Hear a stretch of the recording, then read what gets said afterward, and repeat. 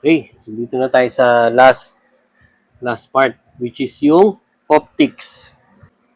So sa optics, when we say optics, it is the study of nature and the behavior of light and how light interacts with matter. Okay? Light is an electromagnetic radiation with a wavelength that is visible to the unaided eye, ranging from 700 nanometers red to 400 nanometers violet. So maraming theories about the nature of light, no. Sana dito yung wave theory of light na proposed ni Huygens. Okay? Nasabi na yung light is a form of wave motion. Okay? Then another one is cospular theory of light proposed to ni Newton. Okay? So ang tawag niya doon sa light, binubuo ng tiny particles na tawag ay corpuscles. Okay? Then the electromagnetic theory of light proposed ni Clerk Maxwell. Okay? That is result of oscillation of electric and magnetic fields. Okay? And then yung isa pa, quantum theory of light, yung galing kay Max Planck. This theory advanced the idea that light is energy called photons or quanta. Okay? So yung pinaka ano dito, no? Tama naman, ang tama daw dito, ito yung kay tama naman pero partially kasi yung light kasi hindi lang wave, no? Ito naman, tama naman din to. Electromagnetic theory of light. Yung pinatama daw dito yung quantum theory of light, no? So, ito yung ginagamit na ngayon. Ang na-obsolete daw dito na theory, ito yun, hindi daw uh, totoo. Cospular theory of light. Next, sa principles naman about the nature of light. May tinatawag na Fermat's principle. So, light will travel the destination in the fastest possible way. And then yung Huygens-Fresnel principle. It states that every point on the wavefront is a source of secondary wavelengths. So, these wavelengths spread out in the forward direction at the same speed as the source wave. So, pares naman tama itong mga principle na to. No? So, part nun is diffraction. So, the bending of light due to small obstacles or edges. And then dispersion is the splitting of white light into component colors. So, dito principle, no? ito lang yung dalawang principle. So, part of that principle is meron kasing diffraction tsaka dispersion. Okay?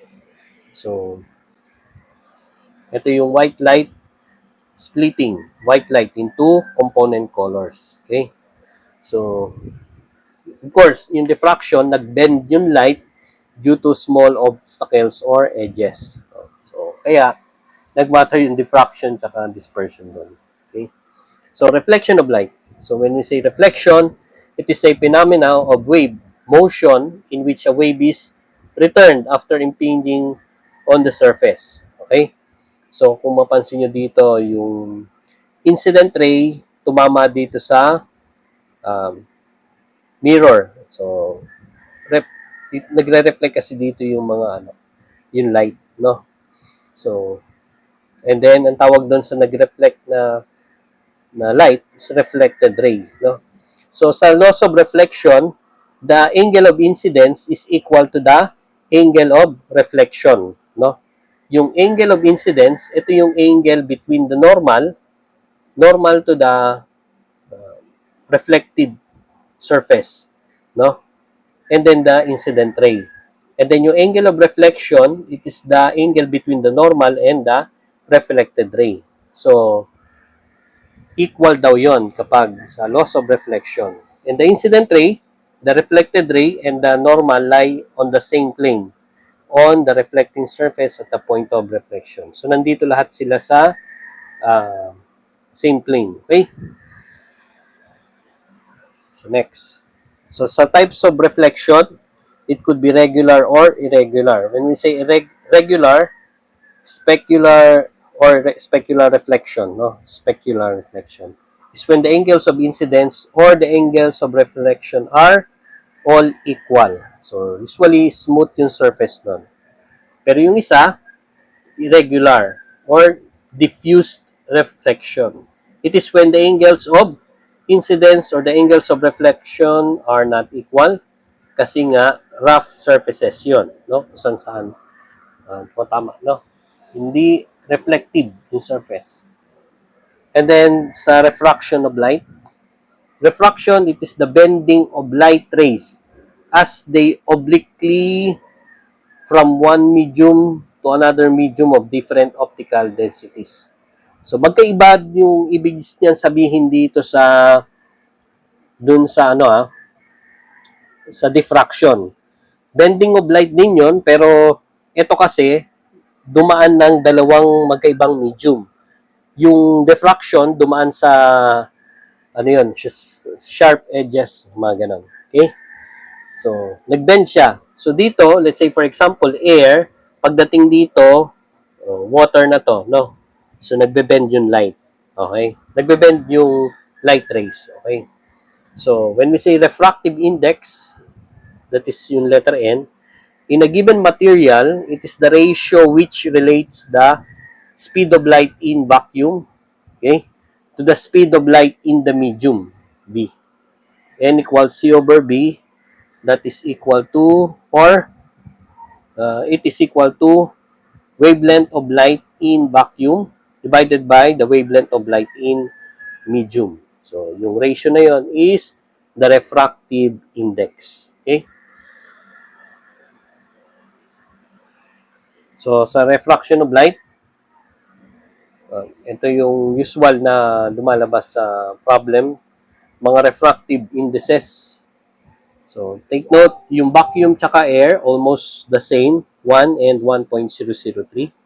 Pero kapag water ang medium, take note, ang N mo ay 1.33. Okay? 1.33. Okay? So, next, refraction of light pa rin. Okay?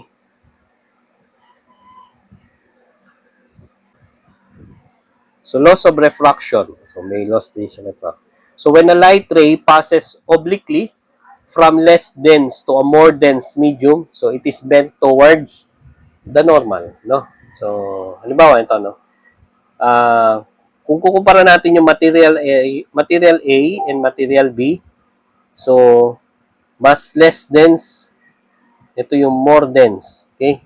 So, mangyayari doon, yung pag-bend ng light ray is towards, okay, towards the normal, no? Ibig sabihin, LMT, less dense to more dense, towards the normal, no? So kabaligtaran, kapag naman more dense to less dense, magiging away from the normal yung light ray, no? So Manila, MLA, more dense to less dense, so the light ray will away from the normal. Okay? So, Snell's law. Okay? Tinatawag din siya Snell-Descartes law or Ban-Sal law. Okay? And the law of refraction states that the ratio of the signs of the angles of incidence and refraction is equivalent to the ratio of phase velocities in the two media, or equivalent to the reciprocal of the ratio of indices of refraction. So, tandaan nyo, let's say, ito yung uh, incident, no, ray, no? Then ito yung refracted ray, no? Take note, yung sine ng theta 1 divided by ng sine of theta 2, okay? That is equal to the ratio of their velocity, corresponding velocity, no? So, kung sine theta 1 over sine theta 2, that is also equal to v sub 1 over v sub 2. Kabaligtaran lang pagdating sa kanilang mga refractive index, that is equal to N2 over N1. No? Okay? So critical angle naman. So, when we say critical angle, dun yun sa angle of incidence. So, critical angle of incidence, it is the angle at which the angle of refraction makes 90 degrees with the normal. Kapag daw ito ay yung refracted ray mo, nag 90 degrees yan, ibig sabihin, nasa critical angle ka. Okay, yung incident ray mo. Okay? So in this case, the refracted light ray propagates parallel to the interface of the two media. Yung critical angle, for example, no, ano to? Andito yun sa, of course, sa N1. Okay? N1. Okay? So dito siya, no. Kaya hindi mo na makita yung angle ng refracted dito. Sine of 90, no? Ganun pa rin naman to, Snell's law din to, no? Sine of 90, that is equal to 1, no? Kaya hindi mo na makita din dito. Okay, next. So, total internal reflection, it is when the angle of refraction is 90 degrees or greater, no? So, the total light is reflected back into the original material and no light enters the new material. Okay. 'Di ba? Usually, kapag magkaiba yung ano niya, yung material, no? Nagre-refract. Okay, nagre-refract. Okay. So take note, uh, more dense to less dense away. Mali ito, no? More dense, denser. Pag ganun no? More dense to less dense, dapat away. Dapat pag ganun. Away from the normal. No? Tama. Ganun. Tama naman. Away from the normal. Okay? So, ganun siya, no? Okay? That is less than the critical angle. Ngayon, kapag ang incident ray mo, incident angle, no, is equal to the critical angle, no, tama lang nandito siya sa 90 degrees with respect to the normal. Okay? Pero, kapag naman mas mataas na yung incidence angle mo, no? Mas mataas na to kaysa critical angle, ayun, yung ano niya, refraction dapat yan, no? Magiging reflection na siya. Okay? Magiging reflection na siya. And take note, kapag reflection, equal na yung incidence sa refracted, no? Refracted angle. Okay?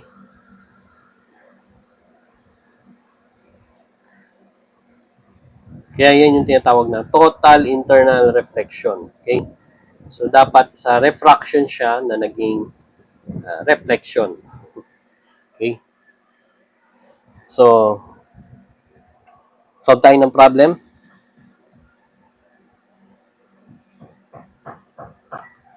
So, given a rectangular aquarium has a wall made of a plain parallel glass slab with refractive index N. N dapat Tagalog. Index ng 150. 1.5. And so the aquarium is filled with water and outside is air. So a ray of light in air strikes the glass surface at an angle of 52 degrees with respect to the normal. No? Halimbawa, ito yung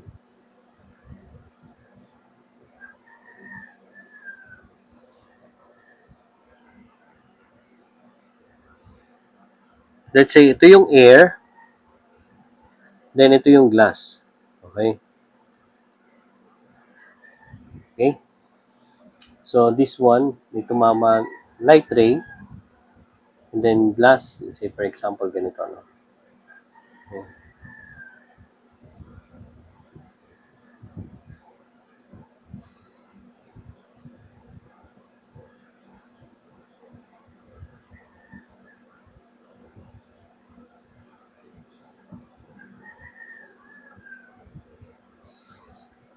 So, air, glass, then water. Kaso, dito pa lang sa air, glass. Okay? So, take note, yung sa air, n equals 1 na yun. No? So, hindi binibigay yun. No? Pero sa glass, dapat binibigay yun. No? That is equal to 1.5. Okay? 1.5. Wala namang mga given na angle. Ito lang. No? Wala man nabanggit. Okay.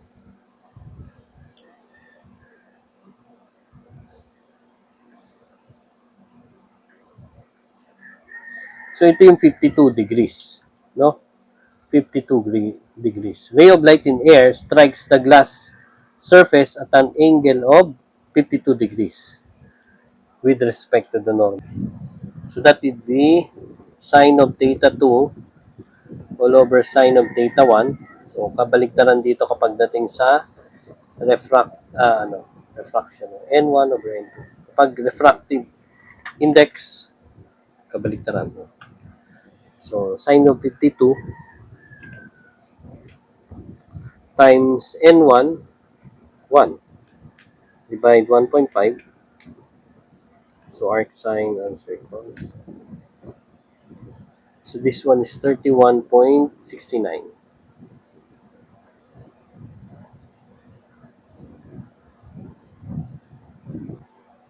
Kasi kung tutuloy ko sa tubig, aquarium eh. Okay? Ito yung theta 2. Ito yung theta 2. No? Let's say, kukunin pa natin to. No? Let's say, kukunin pa to. No? Ito yung water. Okay? Usually, may ganyan tanong. Okay? Ito yung theta 3. Baka angle 3 pa yung nahanap yan. No? Okay? Refracted angle in the water medium. No? In the water medium. Okay? Siguro ito yun. So, kapag water, ang N equals 1.33. So, isa pa. Isa pang ganito. No? Sine of theta 3 over sine of theta 2 equals N2. Ito yung N3. Okay? So, sine of 31.69 times N2, that's 1.5, divide N3, or divide 1.33. Arc sine, answer. Ayan nga, sabi na.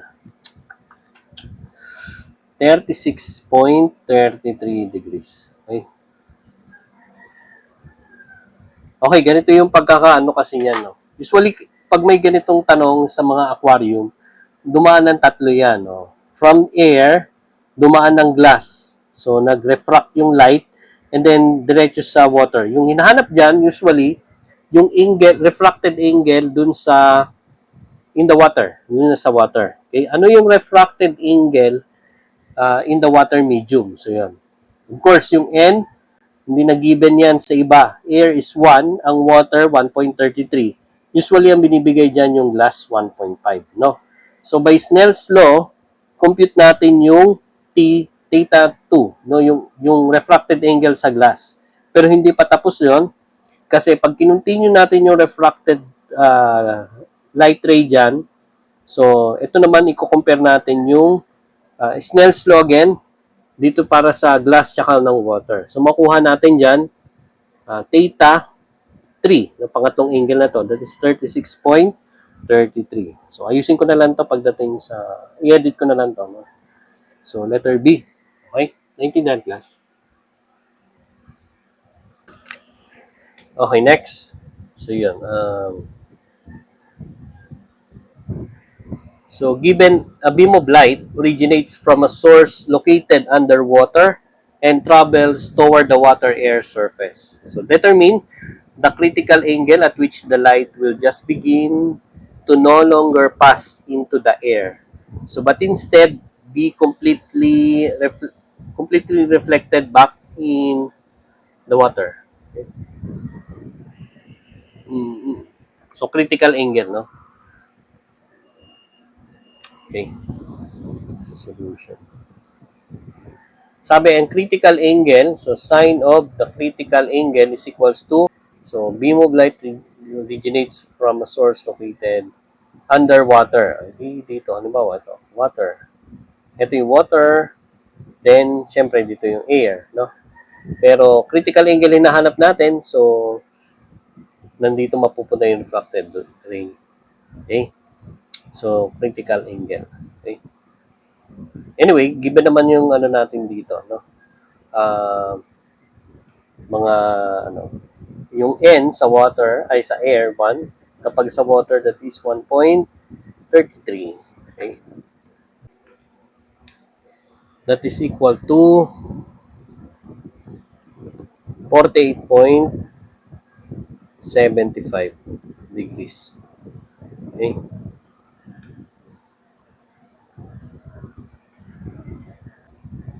Kasi pag Snell's law, 'di ba, sine of theta 2 over sine of theta 1 is equal to N1, kabaligtaran yan, N1 over N2. Okay?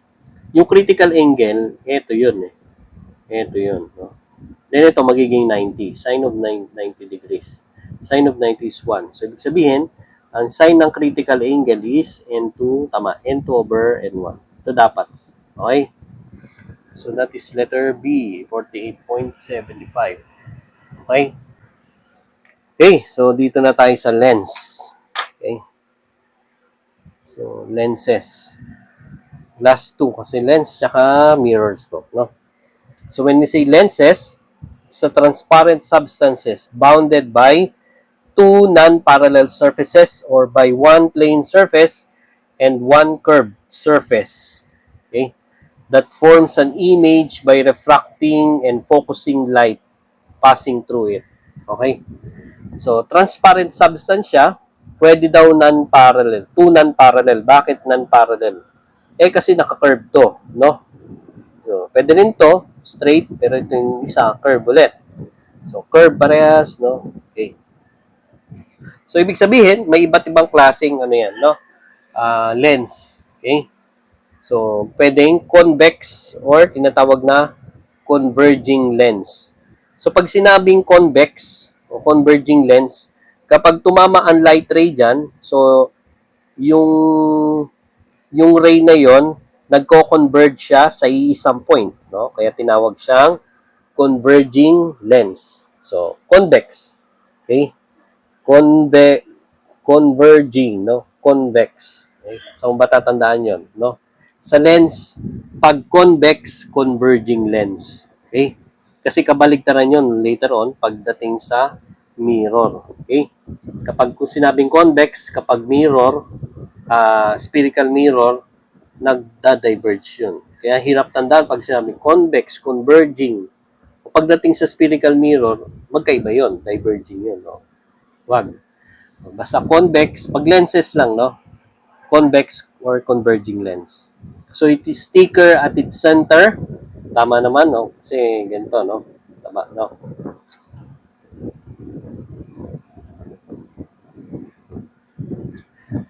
Taba talaga siya dito sa center. And parallel light rays converge to the real focus. Okay?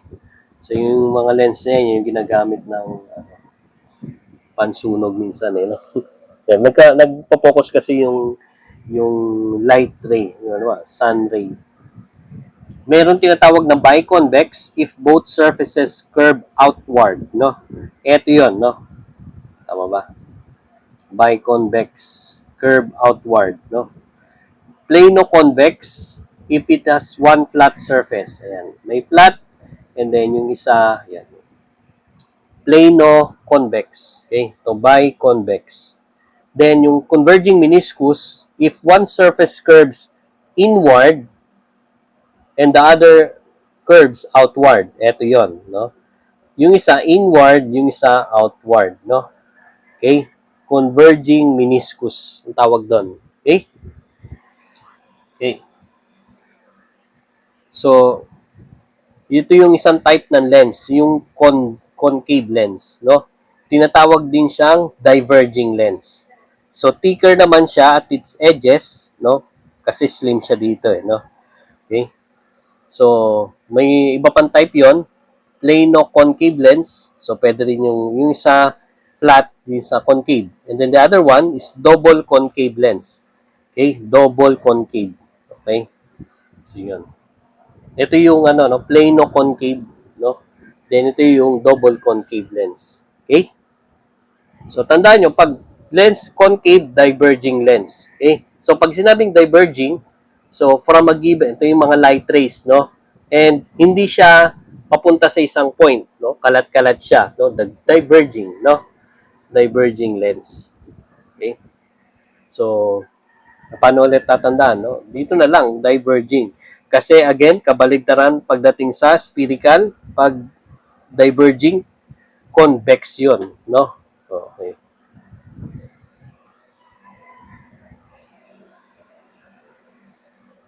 So, yung mga parts ng lens, no? So, principal axis, ito yon. It is the line through the center of the lens, no? Vertical axis, line that bisects the symmetrical lens into two halves. Ito yung vertical axis. Then yung focal point, where light incident to the lens will meet after refraction. Okay? So, nandito yung focal point. Ito yan. Okay? Focal length, distance. Yan naman, distance from lens to the focal point. Yan yung focal length. So, each lens have two focal point sa magkabilaan. No?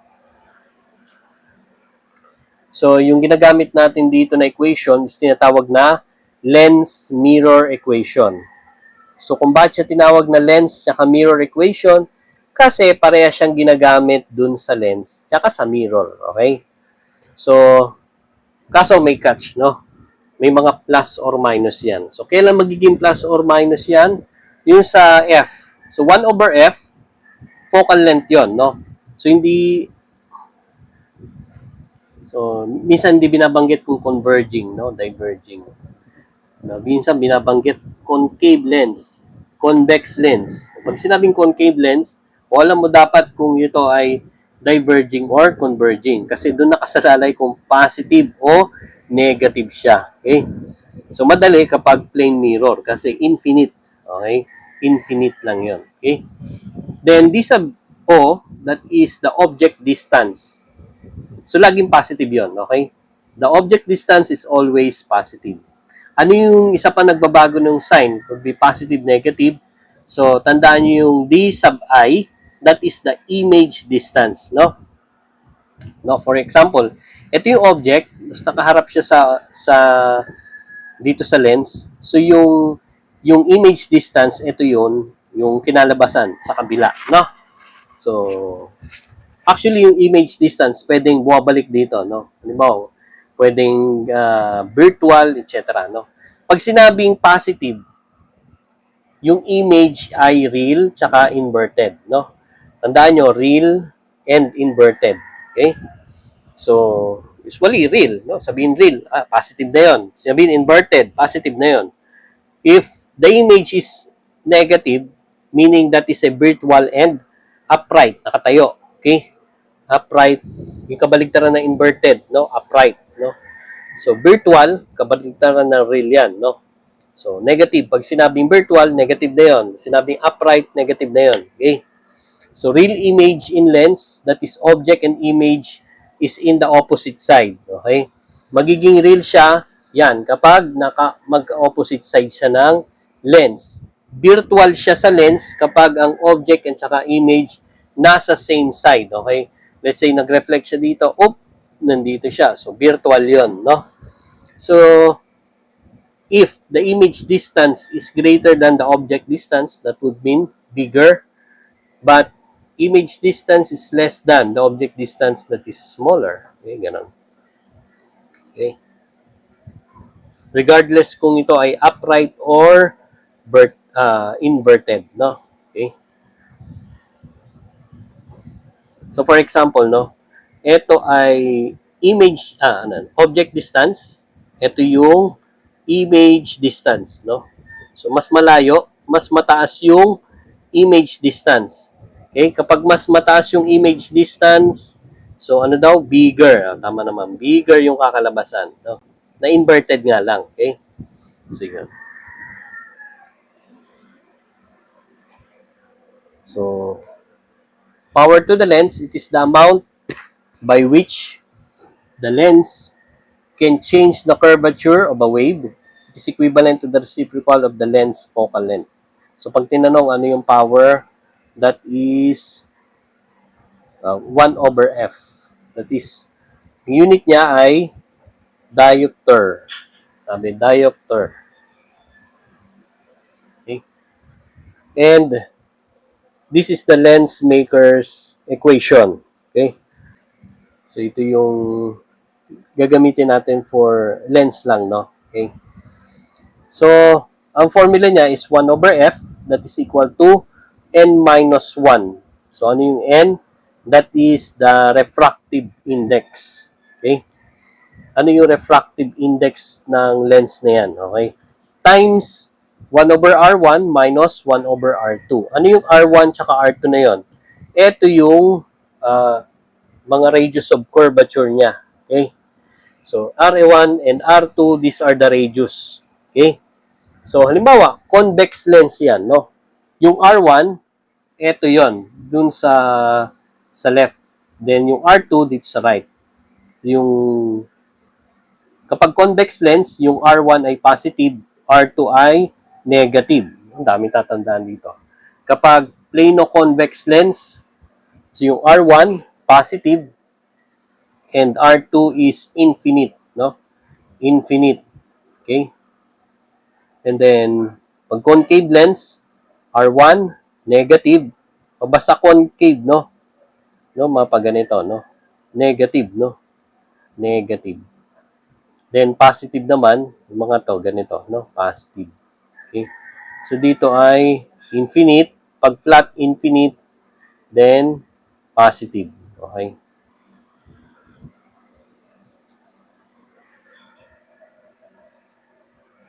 So, sa convex lenses, again, pag sinabing convex lens, ito yung converging. So, case 1. So, isa-isahin natin, no? Object at infinity, that is lampas-lampas dun sa focal point, sa twice ng focal point, so basta malayo. So, ang kakalabasan, real image is almost a point. So, real image but is just almost a point. No? Okay? Next. Case 2, kapag naman beyond the twice the focal, no? Lumampas ng twice ng focal. Okay? So, ang kakalabasan ay real image but smaller inverted, no? Kapag naman palapit tayo ng palapit dyan, ibig sabihin, so next case 3, nandito na tayo sa twice ng focal. Kapag sakto sa twice ng focal, that is a real image, same size, and inverted, okay? Real size, real image, same size, but inverted, okay? Puro inverted, no? Okay? Next. Case 4, papalapit naman, that is between the focal point and twice the focal point. So, real. So, real. And then, inverted. Real bigger. No? Real pa rin, bigger. So, napansin nyo, puro inverted. No? And then, once na lumampas na tayo ng twice the focal point, papalapit, no? After ng twice ng focal point, mas malaki na siya, no? Okay? Kasi yung sakto kasi laki siya nung sa 2F. Pero mas maliit siya yung beyond 2F. So pag palapit, ibig sabihin, mas lumalaki. Okay. So sa case 5, object at F. So ito yung ano niya, no? Kapag nasa saktong focal point, walang image. So wala kang makitang image diyan, okay? And then object 6, that is mas malapit, no? So, lumampas ka pa ng focal point, that is, yun na, okay? Magiging virtual, doon lang siya magiging virtual. So, and then, mas malaki, then, upright. Nakatayo, hindi siya inverted, okay? So, kakaiba, no? Doon lang siya nag-virtual, and then bigger, then upright. Doon lang siya naging virtual, tsaka upright. Okay? Next. Kapag naman diverging, no? So, concave yung lens mo nun, diverging. So, isa lang nang tatandaan nyo dyan, no? Kahit saan yan, no? Okay. That is, may makukuha kang upright, smaller, and virtual. Okay? So, yung object mo, kahit saan dyan, no? Basta ilagay mo sa concave lens, so diverging. So makikreate mo yung virtual, smaller, at virtual. So virtual kasi magkasama sila dito sa isang side, then smaller, mas maliit, then upright nakatayo. Okay? Next, so sa plane mirror naman, these are flat reflective surfaces that can produce at an exact replica of the object. Okay? So mirrors are based on reflection. So ano ba yung mga characteristics ng plane mirrors?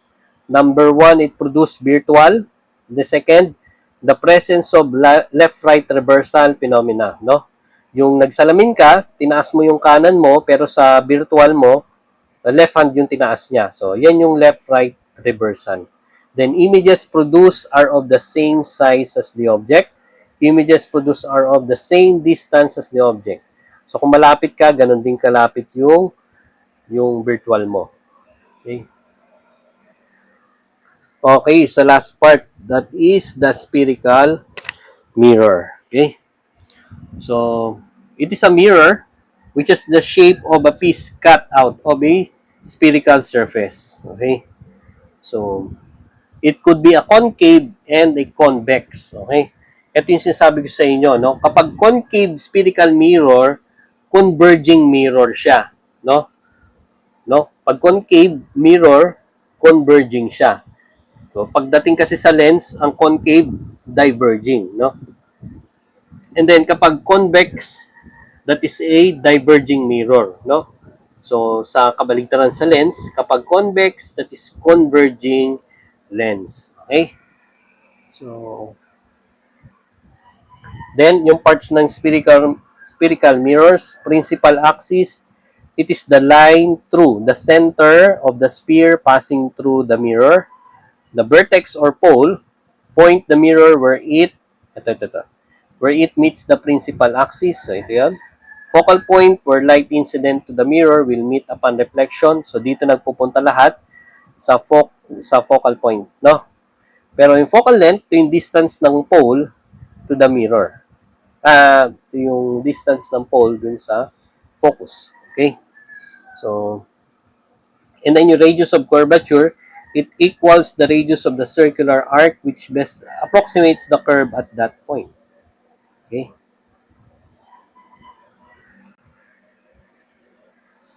Okay, so spherical mirror formula. So, eto rin yun, class. No? Eto rin yun. Okay? So, 1 over F equals 1 over distance of object distance plus 1 over di. Okay. Parehas lang ba ang plus minus nila? Kasi kapag sa F, magiging plus siya kapag converging. Parehas sila. Negative kapag diverging. So, parehas lang. And then, kapag plane mirror, infinite. Okay? Kapag naman sa object distance, palagi pa rin positive yan. Wala nang binabanggit, no? And then, image distance is positive kapag real and inverted. Okay? Ganun pa rin. Okay? Real and inverted, positive. Kapag naman ang image ay virtual tsaka upright, negative pa rin. Okay? So, same lang siya ng sa lens. Yun ang kagandahan doon. Okay? And, real image in mirrors, so object and image, same side. Okay? So, ito, no? Kanina, pagdating sa lens, magiging real lang siya kapag opposite side. Pero kapag mirrors, object and image, the same side yan. Yun ang real. Magiging virtual siya kapag ang object and image are nasa opposite side, no? Okay? So, kabaligtaran dun sa lens kanina. Okay? And image distance is greater than the object distance. Magiging bigger yung kalabasan. Okay? And then, kabaligtaran, smaller. Okay? So, may tinatawag naman na lateral magnification. Okay? So, it is the ratio of image height to the object height, no, in an optical system. So, that is capital M equals HI over HO. Another formula is the negative image distance over the object distance. So, ginagamit to sa lens tsaka mirrors. So, yung M, that is the magnification. Okay na yan. So, ito pa, no? Okay, kailan nagiging positive? Positive naman lagi itong DO, no? Object in front. Yung DI, that is positive kapag nasa front ng mirror. Then, DI is real kapag opposite side of lens. Okay? So, ano yung interpretation? Kapag greater than 0, pag positive yung M, upright yung image. Pag negative, inverted yung image.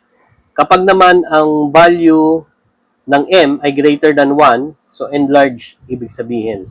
Pero kapag between 0 to 1, that is diminished. No? Take note, meron din indication na ang HI ay positive or negative. No? Magiging positive siya kapag upright yung image. Negative yung value nito kapag inverted yung image. So, tingnan natin yung difference niya. No? Kapag naman concave sa converging, no? So, maraming case din to katulad ng isa. Okay? Tingnan natin kung pareha sila. Case 1, object and infinity. So, real image is almost a point. So, katulad kanina, almost a point din yon kapag object at infinity. Kapag naman case 2, beyond 2f, real image, smaller inverted. No? Okay? So, parang parehas lang kanina. Real image din yon, smaller and inverted. Okay? And then, pagdating sa mismong two focal points, okay, still real image but the same size and inverted. Okay, parehas sila. Case 1, 2, 3, the same. Case 4, object in between F, between focal point and two focal point, okay, that is real, inverted, and bigger. So, mas pagkatapos ng two focal point, so mas lumalaki, no? And case 5, at focal point, wala din image yon. Okay? Wala din image. Sakto sa focal point yung image, ay yung object, so walang image. And then, so mas malapit, no? Kapag in less than focal point, so that is also virtual, bigger, and upright. Okay? Virtual, bigger, and upright. Okay? Ngayon, kapag naman diverging, nag-iisa lang yon, no? Wala ibang case, no? That is upright, no? Upright, smaller, and virtual, no? Upright is smaller and virtual kapag convex mirror. So, sa diverging. Okay?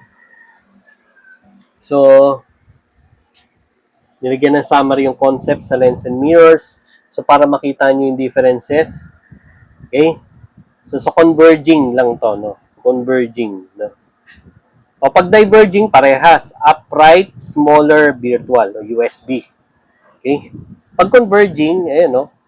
Infinite beyond, no? Real, point size. Pag beyond center, yung center kasi, yun yung twice ng focal point, 2F, no? So, beyond center, that is real, smaller, inverted. Kapag naman mismong sa 2F, real, same size, inverted. And then, between center and focal, real, bigger, inverted. Kapag focal, mismo sa focal, wala silang image. And then, nearer the focal than focal, virtual, bigger, upright. So, parehas naman pala, no? Sa lens at mirrors. Di ba tatanda natin dito? So, real. Nag-iisa lang yung virtual kapag malapit sa focal. Then, parehas lang ng image. Okay. Papalapit ng papalapit, palaki ng palaki. No? Okay, lahat inverted, real, inverted. So, dito lang yung upright. Then, USB, tandaan nyo kapag diverging lens or mirrors. Okay, so, ganun na tayo. So, mga last problems na to. Okay? So, when an object is placed,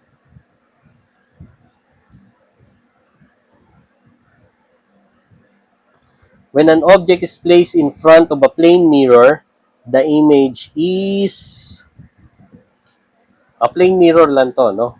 So, syempre, upright, hindi ka mag-inverted doon, no? Upright, so ganun na ganun, no? Katayo, nakatayo din, no? Uh, so, wala na to, hindi to inverted. The same size, so, syempre, hindi ka ma-magnify doon, no? And virtual. So, pag sa plane mirror, virtual lang nakikita nyo. Okay? So, letter B is the answer. So, next. So, the images formed by convex mirrors. Okay? So, pag sinabing convex mirrors, that is diverging, no? Diverging. So, pag diverging, USB, no? Tatandaan nyo USB. Pag diverging upright, may upright ba dyan? Smaller, may smaller ba dyan? And virtual. Okay? So, mali na yung real. And, so, wala, mali din to. Or only virtual. Laging virtual. So, the answer is letter B. Okay? So, next.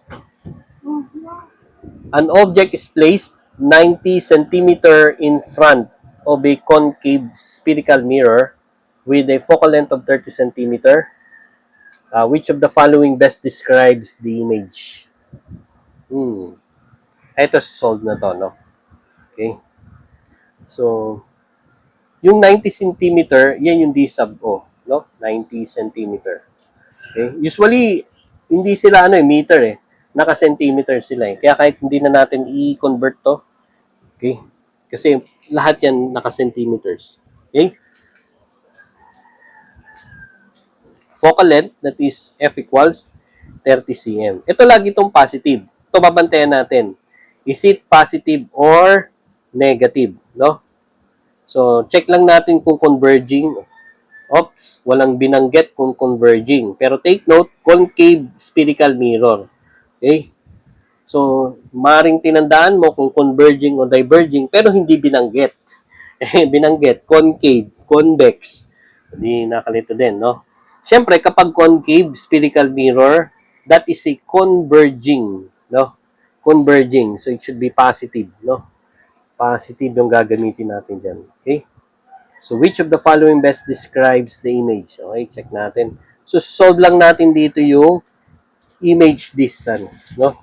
So, 1 over positive F equals 1 over D sub O. Ngayon, isolve lang natin yung DI. So, kung makuha natin positive, negative, come what may, no? So, DI is equals to what? No? 1 over 30 minus 1 over 90. Then, 1 divide answer. So, the answer is 45, positive. Pag lumabas ay positive, no? Sabi nga, ang DI, nagiging positive lang yan kung DI is positive kapag real, real, no? Real. Inverted. Inverted yung isa, no? Yung isa, virtual and upright. So, real or inverted. Okay? Okay. So, ibig sabihin, real or inverted. Inverted. So, 45 cm. So, mali na tong 30 cm. Real, virtual. So, sa real. Dito sa B. Okay? So, letter B is the correct answer. Wait lang. So, given a converging lens has a focal length of 20 cm, locate the image for an object distance of 10 centimeters and describe its orientation. Okay? Okay. So, may focal length. Okay? Focal length of 20 centimeter. Oh, may binanggit converging. Okay. So, ito lang naman yung gagamitin natin dyan. 1 over 20 cm equals 1 over object distance 10. Locate the image for an object distance of 10 cm. Yung orientation, again, solve natin yung DI. So, kung ano yung lumabas sa di, no? Converging positive, no? 1 over 20 minus 1 over 10.1. So, 1 divide answer. Ang lumabas ay negative 20, no? Negative 20 centimeter, no? So, mali na tong 40 centimeter, okay? Take note kapag negative, no? Negative. Ang ibig sabihin niyan, it could be virtual, binanggit ba virtual, or upright, no? Upright, okay? Upright, no? Virtual or upright lang yan. So, the answer is 20. Mamali na tong inverted. Okay? Naintindihan ba? Okay. Meron pa, may tanong pa, no?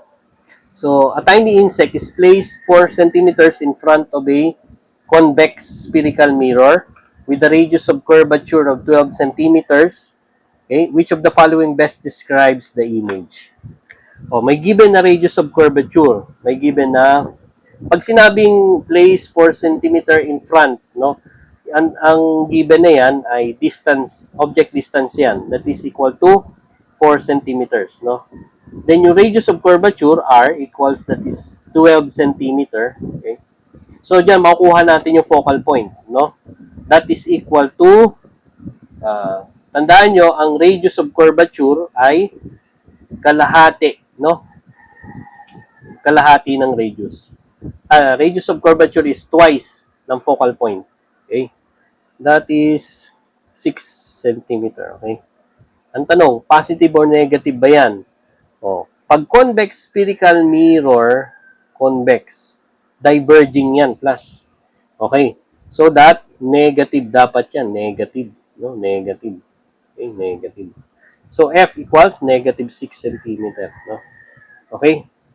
So, again, susolve natin dito yung DI. No? So, 1 over negative 6 equals 1 over 4 plus 1 over DI. No? So, usually, ganun yung mga problem sa yung DI. Image distance. So, negative 1 over 6 minus 1 over 4. Then, divide. The answer is negative 2.4. So, DI is negative 2.4 centimeter. Pag ganyan class, mali na itong 3 centimeter. Tsaka 6 centimeter. Okay? Sabi, kapag negative, edi virtual tsaka upright lang yon, no? Mali yung real tsaka upright, no? So, the answer should be letter B. Okay. Next. So, given a 4 centimeter tall light bulb is placed a distance of 45.7 centimeter from a concave mirror having a focal length of 15.2 centimeter. Okay? So, determine the size of the image. Okay? Okay. So, ang hinahanap naman dito, size ng image. Hindi yung DI class, ha? HI yung hinahanap. Okay? So, nakita nyo kanina yung formula natin sa makikita yung HI dun sa lateral magnification, M. That is, HI over HO. Kaso, walang given na lateral magnification. So, padaanin natin sa negative DI over DO. Okay? So, image distance all over object distance. So, may given. 4 centimeter tall light bulb, no? Ito yung object height, no? Okay? Object height.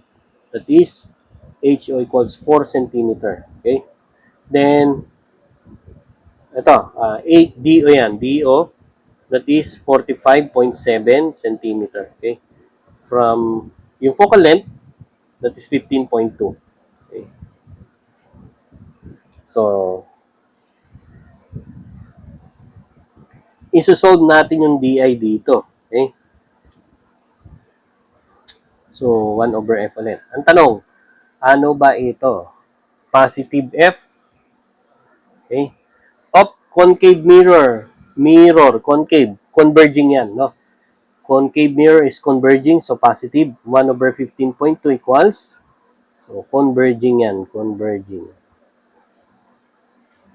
So, equals 1 over 45.7 plus 1 over yung DI.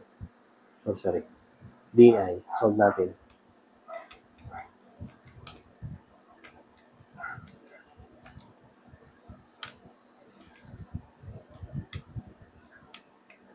Yung DI is equals to 22.78 centimeter. Okay, positive, no? Positive. Pag sinabing positive, real inverted yan, no? Real and inverted. So, nakuha na natin, that is HI is equals to negative 22.78 over yung DO, 45.7. So, times natin yung HO, 4 centimeter. So, HI is equals to negative 22.78. Divide 45.7 times 4. So, the answer is negative 1.99. Okay? Centimeter. Okay? So, sa HI class, pwede yung negative, no? Pwede. So, may ibig sabihin lang yung negative. Pwede rin positive. So, ibig sabihin, yung image size, ang negative, hindi ka mali doon, no? So, ibig sabihin lang. Okay, i-ano nga natin. Ibalik nga natin. Ano yung negative HI? Yun. Okay. So, the answer is negative 2. Wala naman negative 1.99. So, the answer should be letter A, negative 2. Okay? Next, meron pa. Okay?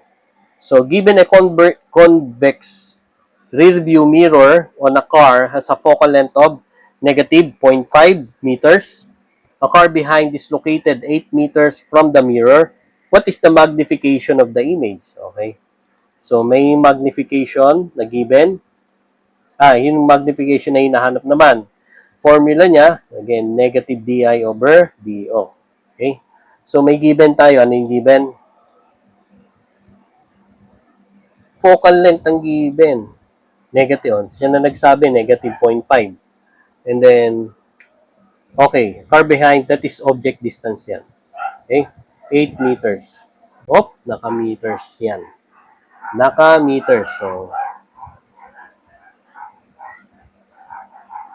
So 1 over negative 0.5 equals 1 over 8 plus 1 over DI. So, kailangan natin ng DI, that is equal to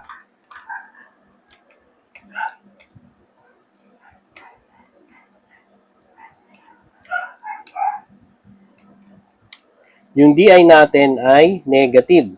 Negative 0.4706. Okay?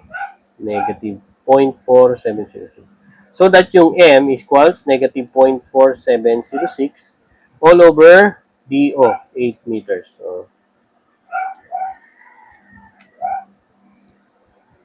So the answer M, lateral magnification is equal to negative 0.0588. Being positive, no? Tanggalin ko na. Magiging positive kasi mag-cancel yung negative nila, no? Negative. May negative yung formula niya. So the answer is letter B, no?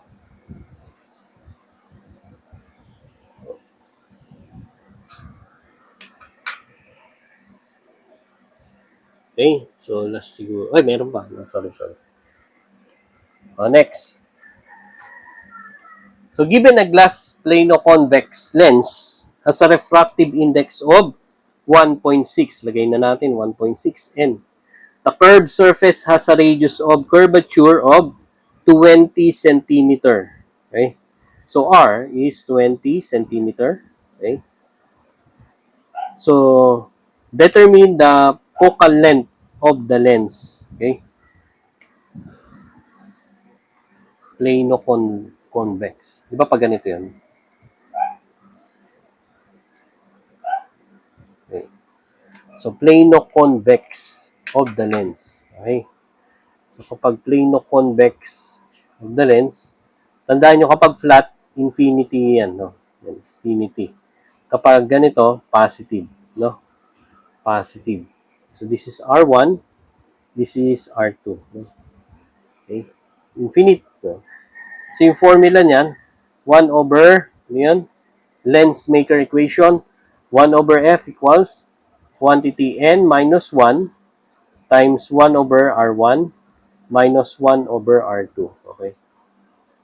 Plus, sa pangalan niya, plano-convex. But that doesn't mean mauna dapat yung plane. Okay?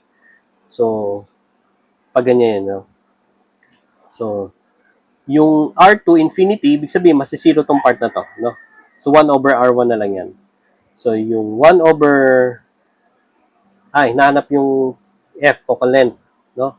This is 1.6 minus 1 times 1 over, yung radius niya is 1 over, is 20. No? 20. So, 1 over 20 yan. 1.6 minus 1 divide 20. So, 1 divide answer. So, yung focal length is 33.33 centimeters. Okay? So, the answer should be letter C. Okay? Ayan na, class, sa wakas natapos. Thank you, thank you.